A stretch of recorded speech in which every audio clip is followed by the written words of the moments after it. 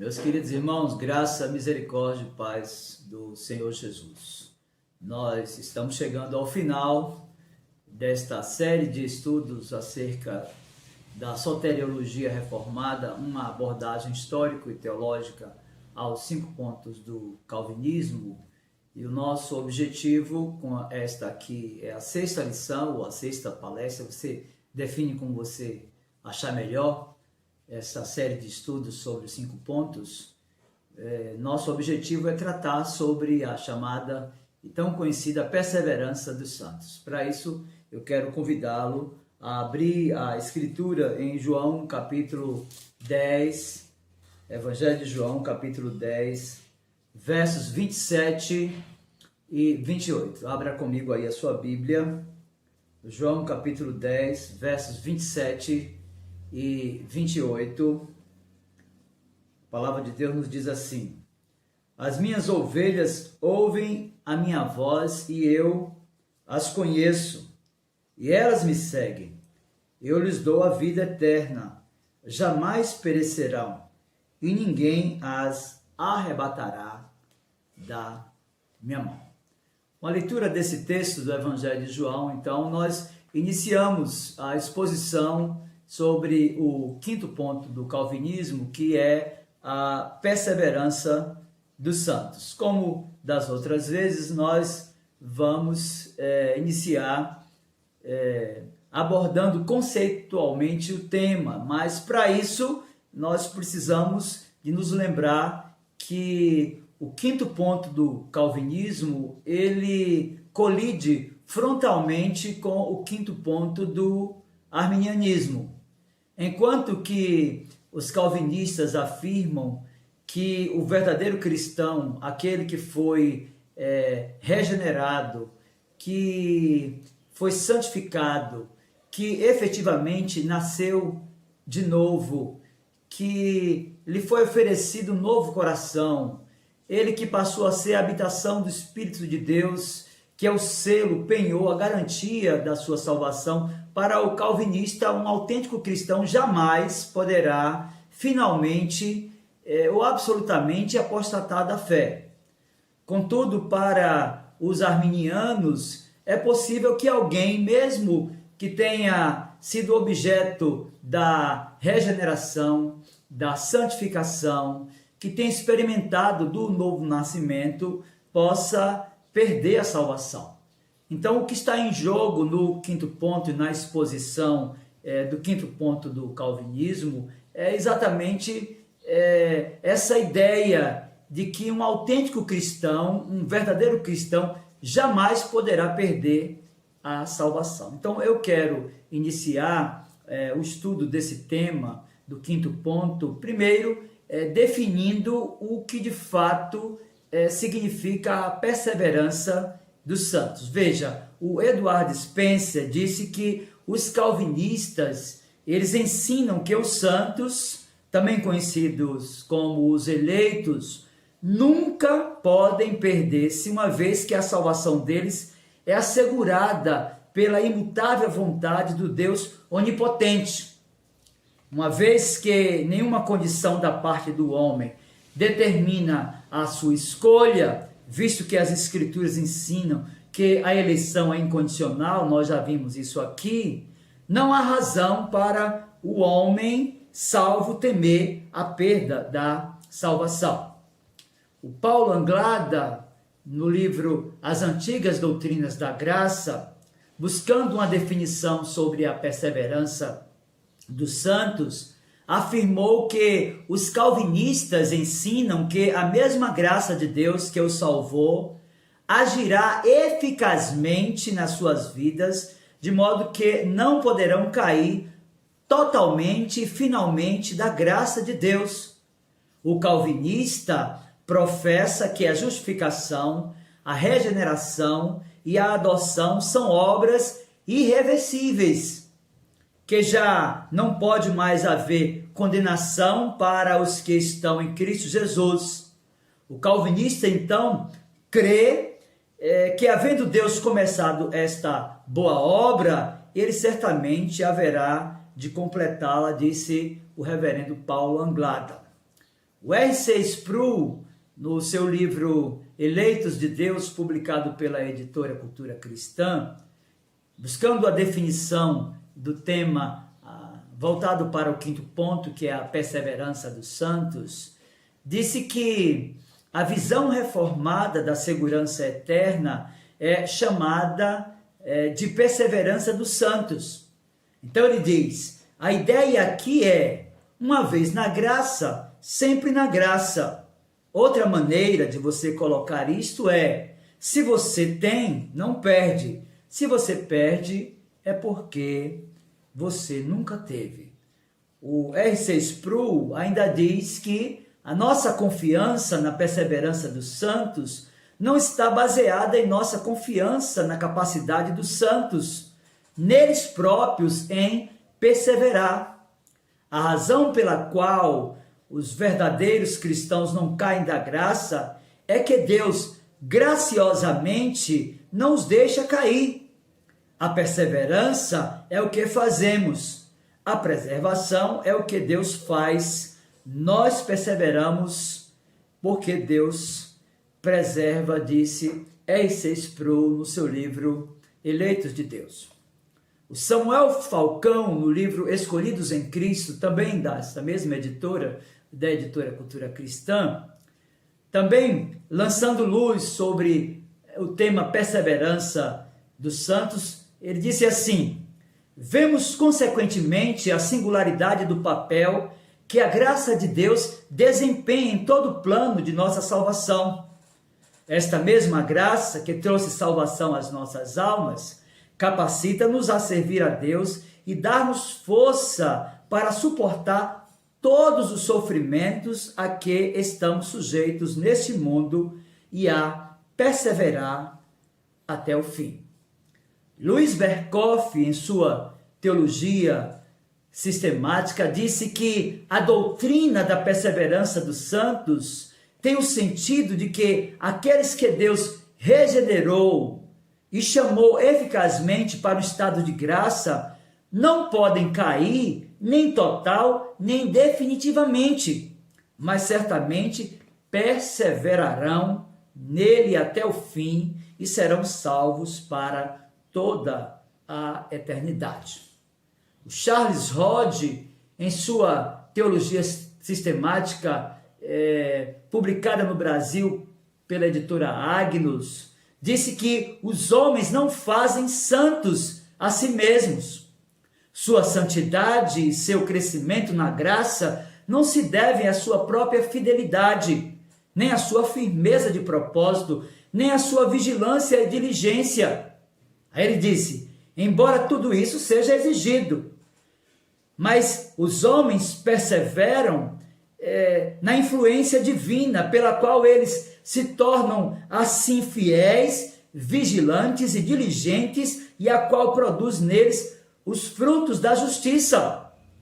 A mão não depende menos da cabeça para manter sua vitalidade, nem o crente de Cristo para manter a vida espiritual na alma. Percebe então que Charles Hodge afirma que, em última instância, a preservação dos santos na caminhada e na aliança depende do Senhor e da sua fidelidade. Alexandre Archibald Hodge, comentando a confissão de fé do Westminster, disse que a doutrina calvinista da perseverança dos santos consiste em que Deus tem revelado seu gracioso propósito de levar cada crente a perseverar em sua fé e obediência até a morte, que jamais lhe será permitido apostatar totalmente da graça e, portanto, jamais poderá apostatar finalmente. Edward Spencer, falando sobre a crença arminiana, no livro Tulipe, os 5 pontos do calvinismo, ele revela o quanto a crença arminiana ela é contraditória, conflitante e até mesmo oposta à crença da perseverança dos santos defendida pelos calvinistas. Para os arminianos, eles ensinam que a pessoa salva pode decair da graça e, portanto, pode perder a salvação uma vez adquirida. É importante, então, que se pense que, desde que o ato de fé para a salvação depende, sob a ótica dos arminianos, da vontade do homem, há de fato a possibilidade de a fé deixar de ser contínua e de o pecador cometer algum pecado digno de condenação, e assim, por sua própria vontade, ele pode rejeitar a Deus e voltar-se para seu velho mestre, o diabo. É importante que se compreenda que, já que, sob a ótica arminiana, o homem é o sujeito da ação, não um agente ou um objeto da passiva, ele pode tanto salvar-se como perder-se. Meus queridos, os arminianos concluem, então, muito logicamente, que o homem, sendo salvo por um ato de sua própria vontade livremente exercida, quando eles aceitam a Cristo por sua própria decisão, eles podem também perderem-se depois de terem sido salvos, se resolver mudar de atitude para com Cristo, rejeitando ao Senhor Jesus. E esta possibilidade de perder-se depois de ter sido salvo é chamado pelos arminianos de queda da graça. Então veja que, enquanto os calvinistas defendem a perseverança dos santos e a ideia de que os crentes que foram justificados, que foram santificados, que nasceram de novo, eles perseverarão até o fim, os arminianos, em contrapartida, em contraste à ideia calvinista, eles vão defender que o homem que foi salvo como o sujeito da ação da salvação, ele pode também perder-se decaindo da graça que foi chamado. Então é importante, meu querido irmão, inicialmente nós buscarmos uma definição de perseverança. Então nós poderíamos dizer que, do ponto de vista da perseverança dos santos, o que nós pensamos sob a ótica calvinista é que Deus tem um povo escolhido e justificado que ele preserva de apostatar finalmente da fé, para que não perca a salvação. E ele faz isso por sua graça, pela ação benfazeja, poderosa e maravilhosa do Espírito Santo, a terceira pessoa da Trindade Santíssima, da palavra, da disciplina, de ameaças, de exortações, de admoestações, e também depositando amor e temor no coração dos eleitos. Obviamente, meus queridos irmãos, ao compreendermos o conceito da perseverança dos santos, nós nos sentimos tranquilos e seguros.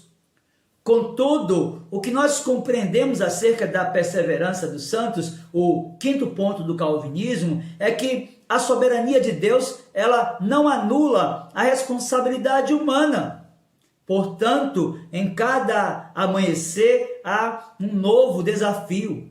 Portanto, em cada amanhecer há um novo teste. Portanto, em cada amanhecer há uma nova oportunidade. Nós poderíamos também dizer para você que crê no quinto ponto do calvinismo, na perseverança dos santos, que entra aí então a nossa responsabilidade nessa aliança na qual fomos chamados eficazmente a um pacto com o Senhor Deus por meio do seu Filho Jesus Cristo.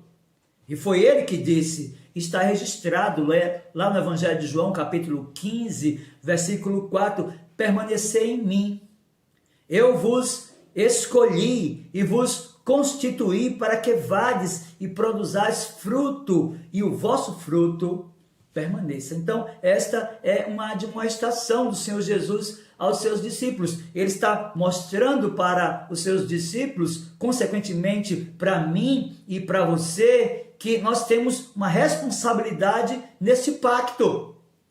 E é importante nós percebermos isso, também à luz da nossa própria confessionalidade. Eu quero ler aqui a Confissão de Fé de Westminster, capítulo 17, a primeira, a segunda e a terceira seção. Veja comigo a Confissão de Fé de Westminster, capítulo 17, sessões de 1 a 3. Diz assim: os que Deus aceitou em seu bem-amado, os que ele chamou eficazmente e santificou pelo seu Espírito, não podem decair do estado da graça, nem total, nem finalmente, mas com toda a certeza hão de perseverar nesse estado até o fim e serão eternamente salvos. A mesma confissão no capítulo 17, agora seção segunda, diz assim: esta perseverança dos santos não depende do livre-arbítrio deles, mas da imutabilidade do decreto da eleição, procedente do livre e imutável amor de Deus Pai, da eficácia do mérito e intercessão de Jesus Cristo e da permanência do Espírito Santo e da semente de Deus neles e da natureza do pacto da graça. Todas essas coisas vêm a sua certeza e infalibilidade. Mas a terceira seção do capítulo 17 da Confissão de Fé de Westminster nos chama a atenção acerca da responsabilidade que nós temos na aliança que o Senhor fez conosco. Veja então o quanto é importante criarmos uma harmonia entre a soberania de Deus e a responsabilidade humana na perseverança dos santos, como proposta no quinto ponto do calvinismo. Confissão de Fé, capítulo 17, terceira seção, diz assim: eles, falando a respeito dos eleitos, dos santos, daqueles que foram santificados, eles, porém, pelas tentações de Satanás e do mundo, pela força da corrupção neles restante e pela negligência dos meios de preservação, podem cair em graves pecados e por algum tempo continuar neles. Incorrem assim no desagrado de Deus, entristece o seu Santo Espírito e de algum modo vêm a ser privados das suas graças e confortos. Têm os seus corações endurecidos e as suas consciências feridas, prejudicam e escandalizam os outros e atraem sobre si juízos temporais. Meus queridos, estas sessões da Confissão de Fé nos trazem algumas lições preciosas e nós queremos expô-las a partir do comentário de Alexander Archibald Rodd. A primeira lição que nós podemos retirar da Confissão de Fé de Westminster, capítulo 17, sessões do 1 até o 3, é que o verdadeiro crente, uma vez regenerado e justificado por Deus, não pode jamais, um dia totalmente, nem finalmente, apostatar da graça, mas infalivelmente perseverará nela até o fim. Meus queridos, isto é verdade à luz da Escritura. E se você pegar a sua Bíblia e abrir na carta que Paulo escreveu aos Filipenses, capítulo 1, versos 6 e 7, você vai perceber o quanto isso é verdadeiro. Veja, Filipenses, capítulo 1, versos 6 e verso 7, a Escritura nos diz assim: estou plenamente certo de que aquele que começou boa obra em vós há de completá-la até o dia de Cristo Jesus. Aliás, é justo que eu assim pense de todos vós, porque vos trago no coração, seja nas minhas algemas, seja na defesa e confirmação do Evangelho, pois todos sois participantes da graça comigo. Então veja que as 3 primeiras sessões do capítulo 17 da Confissão de Fé de Westminster nos traz algumas lições preciosas. E a primeira delas é que o verdadeiro crente, uma vez regenerado e justificado por Deus, não pode jamais um dia totalmente, nem finalmente apostatar da graça que lhe foi oferecida. Mas há um segundo ensino glorioso no capítulo 17, sessões de 1 a 3 da Confissão de Fé de Westminster. É que o princípio dessa infalível perseverança não está em qualquer grau no livre-arbítrio dos santos, mas totalmente na imutabilidade inerente do decreto eterno da eleição. Meus queridos, nós estamos seguros não por nós, mas porque Deus é fiel àquilo que Ele estabeleceu antes da fundação do mundo e registrou no seu eterno decreto. Jeremias compreendeu isso e registrou essa verdade no seu livro, capítulo 31, versos 2 e 3. Veja o que diz a Escritura. Assim diz o Senhor: o povo que se livrou da espada logrou graça no deserto. Eu irei e darei descanso a Israel.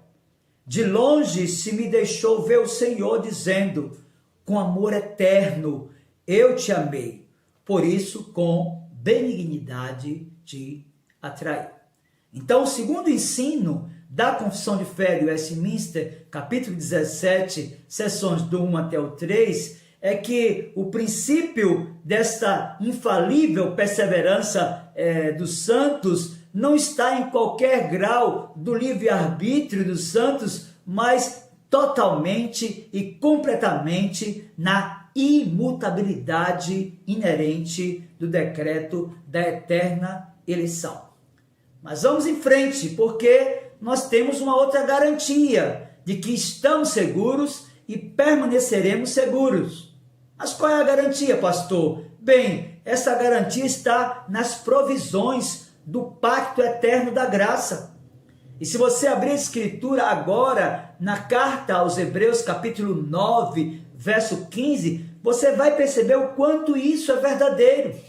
Veja, Hebreus capítulo 9, verso 15, diz assim: por isso mesmo, ele é o mediador da nova aliança, a fim de que, intervindo a morte para a remissão das transgressões que havia sob a primeira aliança, recebam a promessa da eterna herança àqueles que têm sido chamados. Ou seja, Deus não somente nos chamou eficazmente, mas Ele nos garantiu que a nossa herança ela é eterna. Por isso nós estamos seguros de que a partir do nosso chamado nós seremos preservados, porque Deus nos deu a provisão do pacto eterno da graça. Mas, meus queridos, é importante que se diga que a nossa segurança não reside em nós, mas, sobretudo e totalmente e absolutamente, nos méritos e intercessão do nosso Senhor Jesus Cristo. O mesmo autor da carta aos Hebreus, agora no capítulo 10, versos 10 e 14, disse assim, veja o que diz a Escritura, nessa vontade é que temos sido santificados mediante a oferta do corpo de Jesus Cristo, uma vez por todas, porque com uma única oferta aperfeiçoou para sempre quantos estão sendo santificados. Então perceba comigo que esta segurança que nós temos quando abraçamos a doutrina da perseverança dos santos não reside em nós, mas nos méritos e intercessão do Senhor Jesus Cristo, que com a sua oferta única, perfeita e suficiente, aperfeiçoou para sempre todos aqueles que têm sido chamados pelo Senhor Deus em uma vocação eficaz. Meus queridos, é importante ainda compreendermos que essa segurança, ela está longe de nós. Afinal, a Escritura vai nos mostrar que a segurança que temos reside no poder constante e preservador do Espírito Santo.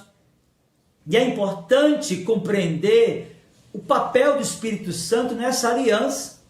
A Escritura diz que ele é o selo, ou seja, a garantia da eternidade feliz e da preservação da aliança que o Senhor fez conosco. E foi isso que o Senhor Jesus ensinou aos seus discípulos, e João registrou no seu evangelho, no capítulo 14, a partir do versículo 16 e até o versículo 17, veja comigo o que foi que ele disse. E eu rogarei ao Pai, e ele vos dará outro Consolador, a fim de que esteja para sempre convosco. Veja, a fim de que esteja para sempre convosco. O Espírito da verdade, que o mundo não pode receber, porque não vê, nem o conhece. Aí ele fala com os discípulos, vós o conheceis, porque ele habita convosco e estará em vós. A ideia de estar em vós é de permanecer eternamente, ou seja, a segurança dos eleitos reside no poder constante e preservador do Espírito Santo, que é o selo, a garantia da nossa salvação. Mas é importante, meus queridos irmãos, considerando que mesmo após justificados, mesmo após regenerados, mesmo após santificados, mesmo após recebermos um novo coração, mesmo após passarmos a ser habitação plena do Espírito Santo de Deus, nós devemos compreender que ainda assim, com toda essa graça manifestada a nós pelo Senhor Jesus Cristo, nós podemos cometer pecados e fazer aquilo que é mal aos olhos do Senhor. Por isso, há um novo ensino que nós precisamos aprender acerca daquilo que estamos estudando na Confissão de Fé de Westminster, no capítulo 17, agora na terceira sessão. É que essa sessão nos orienta que o verdadeiro crente, não obstante a todas essas coisas, pode cair em graves pecados e por algum tempo continuar neles. E as ocasiões, meus queridos irmãos, que os eleitos, eles podem cair são, em primeiro lugar, as tentações do mundo. E a Escritura nos mostra isso de uma forma muito clara. Se você abrir a Bíblia, lá no segundo livro do profeta Samuel, capítulo 11, verso 27, você vai perceber como isso foi verdade na vida daquele homem que é definido na Escritura como um homem segundo o coração de Deus, a saber, o rei Davi. Veja o registro de Samuel no seu segundo livro, capítulo 11, verso 27, em uma narrativa que fala da experiência do rei Davi, disse, passado o luto, Davi mandou buscá-la e a trouxe para o palácio. Tornou-se ela sua mulher e lhe deu à luz um filho. Porém, isto que Davi fizera foi mal aos olhos do Senhor. Então, é importante que você compreenda que o verdadeiro crente, não obstante a manifestação da abundante graça que vem sobre ele no ato da sua regeneração, da sua santificação, do novo nascimento, não obstante a manifestação da bondade, da fidelidade e do amor de Deus, pode sim, por algum tempo, cair em graves pecados e permanecer por algum tempo neles. Se você abrir agora no Evangelho de Mateus, no capítulo 26, verso do 70 ao 72, você vai ver um outro exemplo dado pela Escritura. Veja, o primeiro exemplo que nós trouxemos foi o exemplo de Davi, que é definido pela palavra de Deus como um homem segundo o coração de Deus, que não somente cometeu um adultério, mas foi o autor intelectual de um homicídio. Mas ainda assim foi perdoado pelo Senhor e perseverou até o fim. Mas no Novo Testamento, no Evangelho de Mateus, nós temos um outro personagem que nos chama a atenção, que é Pedro, que fez parte do colegiado e do ciclo de intimidade do Senhor Jesus. Mateus capítulo 26, a partir do 70 e até o 72, a Bíblia diz assim: Ele, porém, o negou diante de todos, dizendo, não sei o que dizes. E saindo para o alpendre, foi ele visto por outra criada, a qual disse aos que ali estavam: este também estava com Jesus o Nazareno. E ele negou outra vez com juramento: não conheço tal homem. Você percebe comigo, meu querido irmão, que o verdadeiro crente, aquele que Deus chamou em um relacionamento de aliança, não obstante a consciência da manifestação da abundante graça que veio sobre ele, pode sim cair em graves pecados e por algum tempo continuar neles. O que nós temos na experiência tanto de Davi quanto de Pedro é que, não obstante a essa trágica experiência de pecado, eles permaneceram firmes e perseveraram até o fim. Então, é importante compreender que, de fato, as tentações do mundo podem, sim, afastar o crente da presença de Deus. Mas há um outro aspecto que nós devemos compreender. Há uma outra fonte de influência que, muitas vezes, retira o crente dessa vida plena de santidade, que são as seduções de Satanás. E se você abrir a Escritura, lá na narrativa da criação, em Gênesis capítulo 3, verso 1, você vai perceber como de fato isso é verdadeiro. Veja, Gênesis capítulo 3, verso 1 diz: mas a serpente, mais sagaz que todos os animais selváticos que o Senhor Deus tinha feito, disse à mulher: é assim que Deus disse: não comereis de toda a árvore do jardim? Meus queridos, o final dessa história nós já conhecemos. A mulher não somente tomou do fruto, mas deu ao homem, e o homem também comendo do fruto, eles pecaram e toda a raça humana caiu com eles. É importante então compreendermos que Satanás é eventualmente e muitas vezes o agente do pecado na vida de muitos crentes, e ele tem os seus ardis e faz com que muitos crentes se afastem do Senhor. Por isso, tenha cuidado, abra os seus olhos contra os ardis, contra as ciladas astutas de Satanás. Mas muito bem, nós devemos compreender que o verdadeiro crente, não obstante a graça manifestada na pessoa de Jesus Cristo, pode sim cair em graves pecados e por algum tempo permanecer neles. Isso pelas tentações do mundo, também pelas seduções de Satanás, mas em terceiro lugar, pelas corrupções restantes de sua própria natureza. Meus queridos, é importante compreender que, não obstante a regeneração, a justificação, o novo nascimento, a santificação, a natureza humana decaída, o velho homem permanece habitando na vida do crente.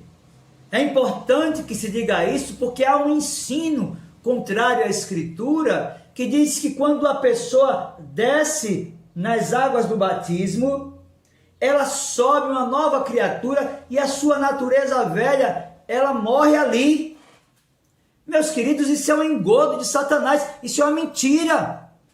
E a Escritura está cheia de referências que nos fazem compreender que mesmo transformados, mesmo regenerados, mesmo justificados, mesmo santificados, nós continuamos convivendo com aquela natureza ruim, pecaminosa, que tantas vezes tenta nos conduzir ao Egito e nos faz muitas vezes desejar as cebolas do Egito.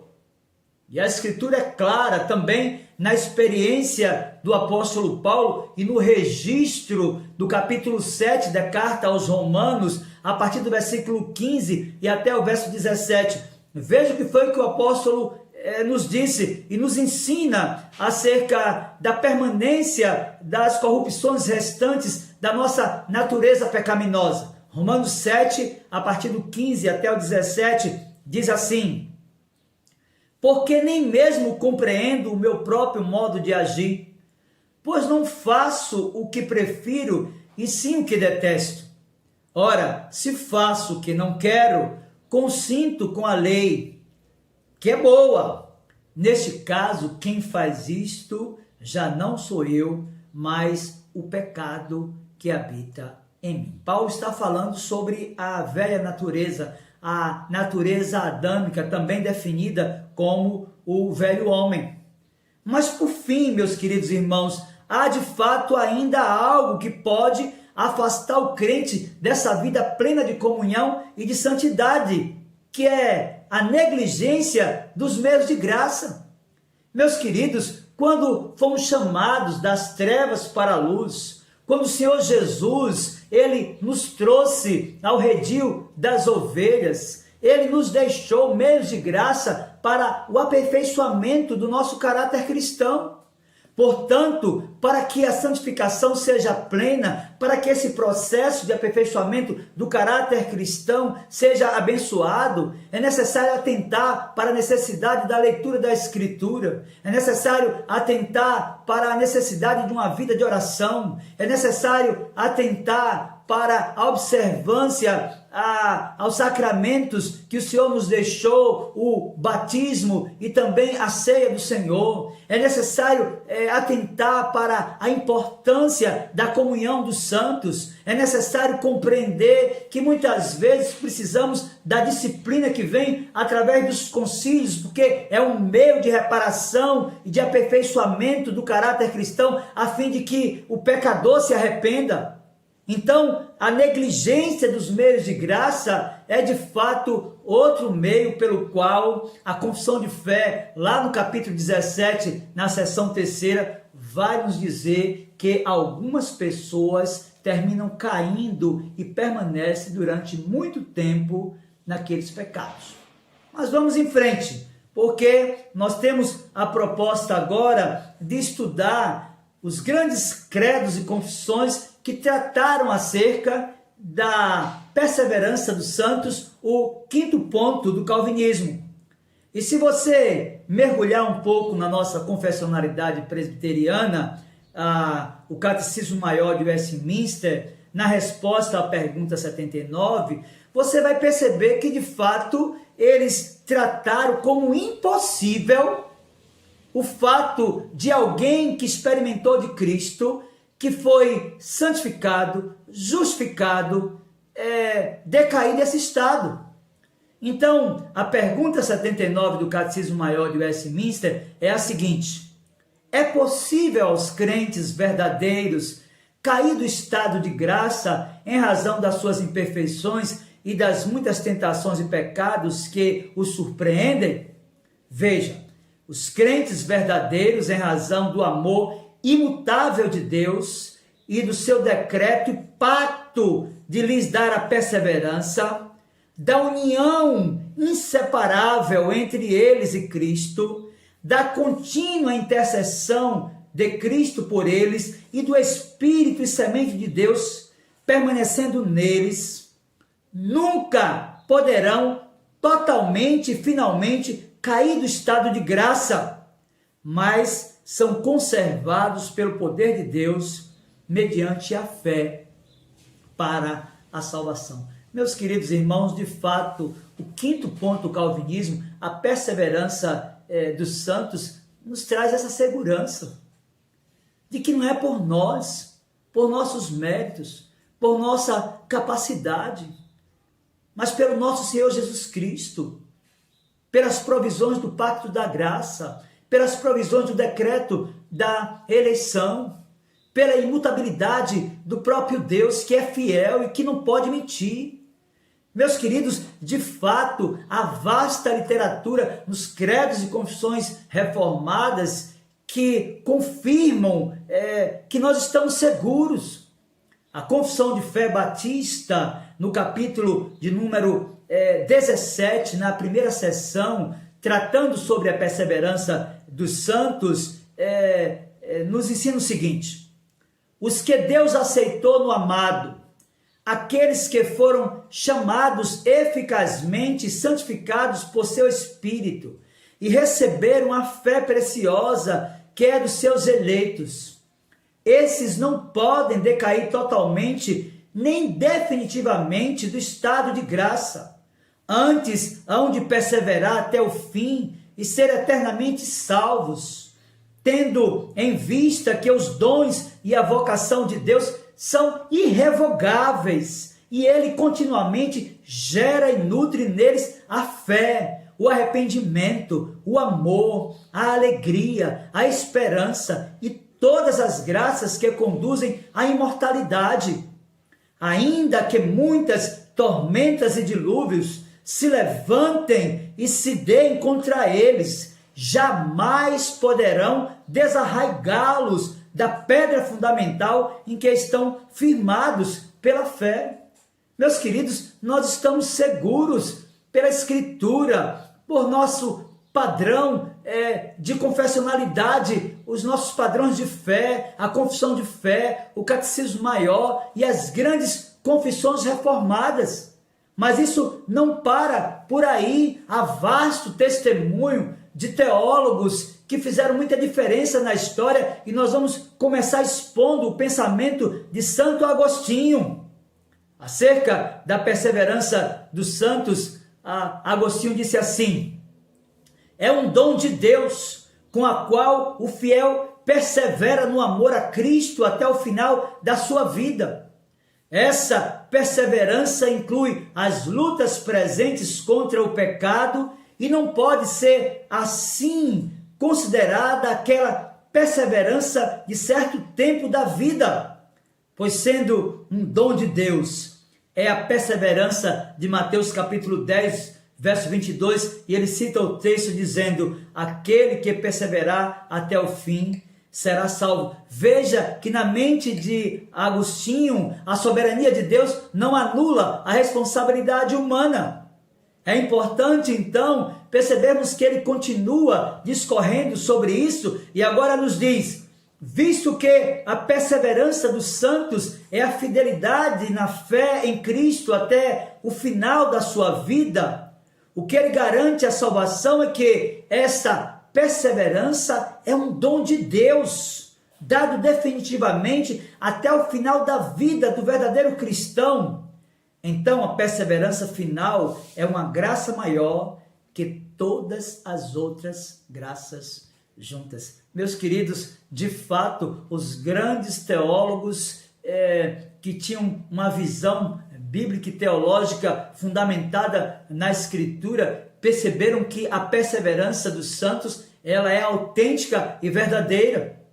E João Calvino, falando sobre isso, ele procurou tirar o foco do homem e pôr os olhos do cristão, do eleito, daquele que foi santificado no trono da graça de Deus, quando disse: quando o cristão olha para si mesmo, ele não vê motivo para ansiedade, na verdade. Ele diz: na verdade, não há nenhum desespero.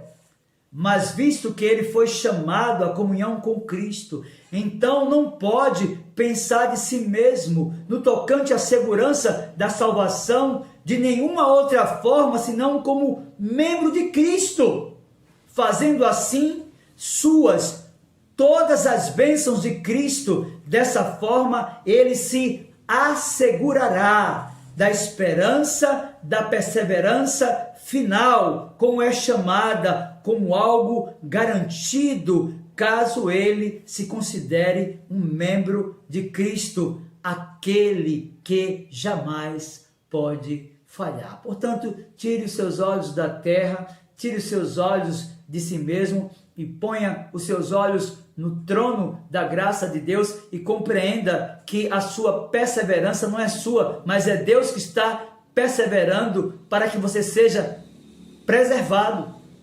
É importante, então, meus queridos irmãos, percebermos que há outros teólogos que trataram do assunto. Por exemplo, Charles Hodge, na sua Teologia Sistemática, publicada pela editora Agnus aqui no Brasil, tratando da perseverança dos santos, disse: quando recordamos, por um lado, o quão grande é a nossa culpabilidade, e por outro lado, quão grande é o perigo que nos espreita externamente, e dentro de nós damos-nos conta de que somente a justiça de Cristo e o poder de Deus podem garantir que sejamos preservados sem culpa no dia do Senhor Jesus. Meus queridos irmãos, nós temos vasta literatura de grandes teólogos da história que comentaram e que falaram reiteradamente acerca da perseverança dos santos, e Alexander Archibald Rodd,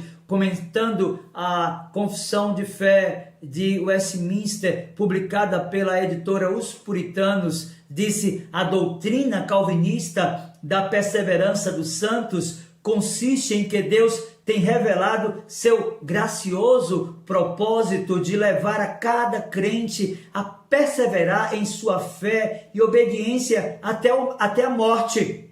Ele disse mais, que jamais lhe será permitido apostatar totalmente da graça e, portanto, jamais poderá apostatar finalmente. Meus queridos, Charles Haddon Spurgeon, o príncipe dos pregadores, em um sermão pregado na manhã de um domingo, 24 de junho de 1877, no Tabernáculo Metropolitano em Londres, discorrendo acerca da perseverança dos santos, disse: é possível que nem sempre viaje na mesma velocidade. Não é dito que manterá seu passo, mas que ele prosseguirá o seu caminho. Sob toda classe de dificuldades, o rosto do homem a quem Deus tem justificado está firmemente orientado para Jerusalém, e ele não se desviará até que seus olhos tenham visto o Rei em sua beleza. Meus queridos, de fato, isso é verdade, e Spurgeon já havia afirmado que as ovelhas podem até cair na lama, mas somente os porcos vão rolar nela. É importante, então, meus queridos irmãos, compreendermos que nós estamos seguros não por nós, por nossas qualificações, por nossas titulações, por nossa afinidade com o sagrado, pelo valor da nossa ética, da nossa vida moral, nosso padrão de educação familiar, mas a nossa segurança está em Deus e repousa sobre o perfeito e suficiente e eterno e único sacrifício do Senhor Jesus Cristo. Louis Berkhoff, na sua teologia sistemática, discorrendo sobre a perseverança dos santos, disse: pode-se definir a perseverança como a contínua operação do Espírito Santo no crente, pela qual a obra da graça divina iniciada no coração tem prosseguimento e se completa. Os crentes continuam de pé até o fim, porque Deus nunca abandona a sua obra. Meus irmãos, de fato, nós estamos seguros e certos de que haveremos de perseverar até o fim. Foi isso que ensinou Johannes Gerardus Vos, comentando o Catecismo Maior. Jesus prometeu que o Espírito Santo permaneceria para sempre. É por isso que o Espírito não pode sair do coração de um crente e, portanto, um crente verdadeiro não pode perder a sua salvação e voltar a ser um perdido. Meus queridos, de fato, nós estamos bem balizados, alicerçados, estruturados, não somente pela história e os padrões de fé das grandes confissões reformadas, dos grandes teólogos reformados, gente que fez diferença, que viveu para Cristo e para a sua glória, mas nós estamos bem fundamentados na Escritura, quando o tema é a perseverança dos santos. Veja comigo o que registrou Jeremias no seu livro, lá no capítulo 32, versos a partir do 38 até o 40. Ele disse: eles serão o meu povo, e eu serei o seu Deus. Dar-lhes-ei um só coração e um só caminho, para que me temam todos os dias, para seu bem e bem de seus filhos. Farei com eles aliança eterna, segundo a qual não deixarei de lhes fazer o bem, e porei o meu temor no seu coração, para que nunca se apartem de mim. Você percebe que os crentes do Antigo Testamento, eles viveram sob a égide da perseverança dos santos?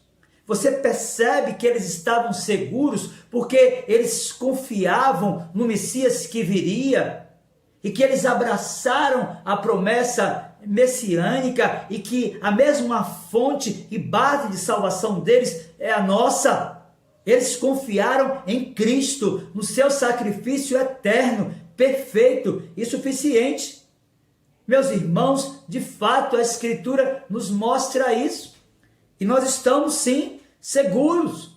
O salmista disse no Salmo 34, verso 7, que o anjo do Senhor acampa-se ao redor dos que o temem e os livra.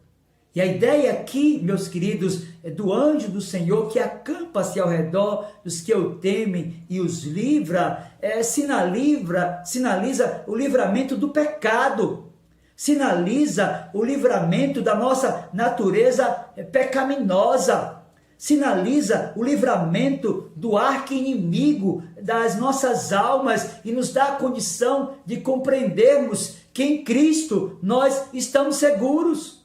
Meus queridos, de fato a Escritura nos ensina, de capa a capa, que nós estamos seguros e que nós caminharemos até o fim. No Evangelho de João, capítulo 6, verso 38 ao 40, veja o que foi que Jesus ensinou aos seus discípulos. João, capítulo 6, do 38 ao 40, diz assim: porque eu desci do céu, não para fazer a minha própria vontade, e sim a vontade daquele que me enviou. E a vontade de quem me enviou é esta: que nenhum se perca de todos os que me deu. Pelo contrário, eu o ressuscitarei no último dia. De fato, a vontade de meu Pai é que todo homem que vi o Filho e nele crê, tenha a vida eterna, e eu o ressuscitarei no último dia. Você consegue perceber que as garantias estão nas promessas de Cristo? Ele é o provedor, ele é o fiador da minha e da sua salvação. A perseverança, em última instância, está no pacto da graça. Por isso tenha segurança e tenha certeza. Pare com essa bobagem de que você está salvo hoje e amanhã não está. Isso é mentira. Não é isso que a Bíblia ensina. As pessoas estão manipulando você e a sua consciência. Veja, no Evangelho de João, capítulo 10, a partir do versículo 27 até o 29, a Escritura diz: as minhas ovelhas ouvem a minha voz e eu as conheço. E elas me seguem. Eu lhes dou a vida eterna, jamais perecerão, e ninguém as arrebatará da minha mão. Aquilo que meu Pai me deu é maior do que tudo, e da mão do Pai ninguém pode arrebatar. Meus queridos, de fato é isso que a Escritura ensina. E se você for folhear a literatura paulina, você vai perceber o quanto nós temos de informações que geram em nós segurança por causa da obra e da graça de Cristo. Paulo escreveu aos Romanos, capítulo 8, verso do 28 ao 30, um texto que é definido pelos teólogos como a Ordem Salutis, obviamente que ela está numa perspectiva reduzida. Veja o que foi que o apóstolo disse: sabemos que todas as coisas cooperam para o bem daqueles que amam a Deus, daqueles que são chamados segundo o seu propósito.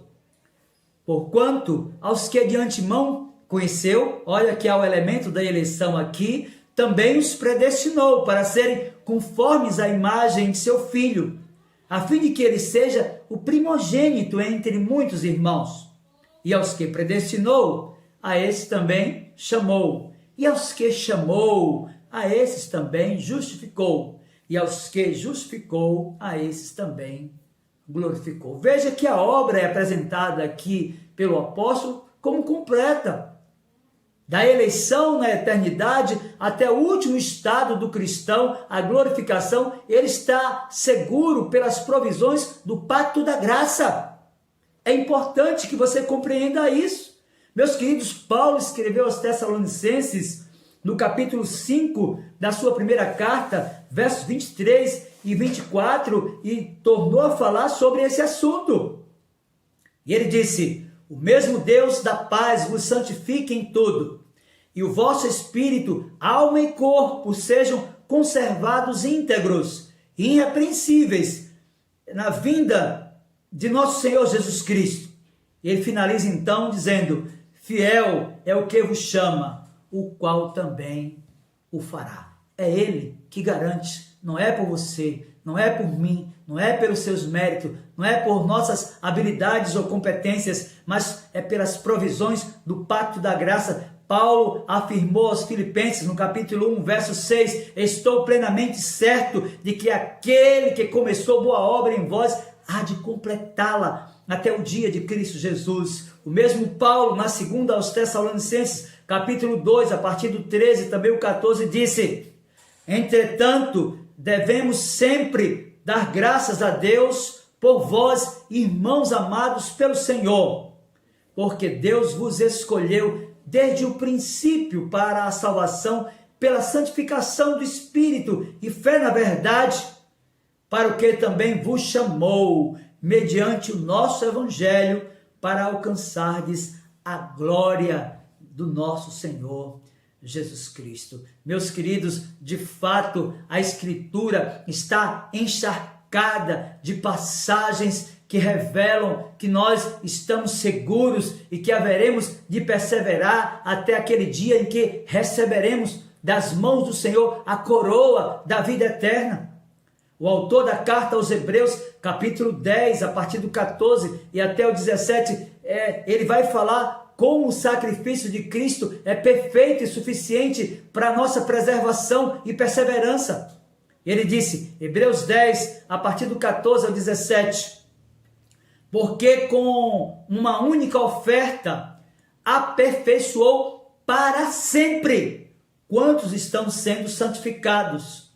E disto nos dá testemunho também o Espírito Santo, porquanto, após ter dito, esta é a aliança que farei com eles, depois daqueles dias, diz o Senhor, porei no seu coração as minhas leis e sobre a sua mente as inscreverei. E acrescenta, também de nenhum modo me lembrarei dos seus pecados e das suas iniquidades para sempre. Nós, de fato, estamos seguros, meus queridos irmãos e amigos, e essa segurança não está nas nossas habilidades ou competências ou prerrogativas, muito menos no suposto livre-arbítrio, já que nós estávamos mortos nos nossos delitos e pecados, e Deus nos elegeu antes da fundação do mundo e nos chamou eficazmente, aplicando a obra vicária, substitutiva de Cristo à nossa vida e nos chamando de forma irresistível. Por isso, nós precisamos compreender que, de fato, a perseverança dos santos é uma realidade. E ela nos traz algumas lições preciosas. Eu quero concluir esta última palestra sobre a soteriologia reformada, uma abordagem histórico-teológica, exatamente trazendo algumas lições preciosas para nós.